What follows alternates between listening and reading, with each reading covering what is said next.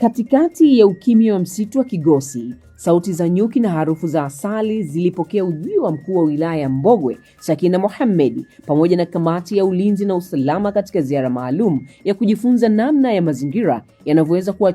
Wakiwa ndani ya hifadhi hiyo, viongozi hao wamejionea kwa karibu shughuli za ufugaji nyuki na uvunaji wa asali kwa njia za kisasa, hatua inayosaidia kuongeza ubora wa mazao huku ikihifadhi mazingira. Ziara hiyo haikuwa tu ya kutembelea misitu, bali ilikuwa ni darasa la kuona namna rasilimali za asili zinavyoweza kugeuzwa kwa fursa ya ajira na kipato kwa jamii. Akizungumza katika ziara hiyo, Sakina Mohamed amesisitiza umuhimu wa wananchi kushiriki katika uhifadhi wa mazingira, huku akitumia fursa zilizopo kujikwamua kiuchumi kupitia shughuli rafiki za mazingira kwa ufugaji wa nyuki.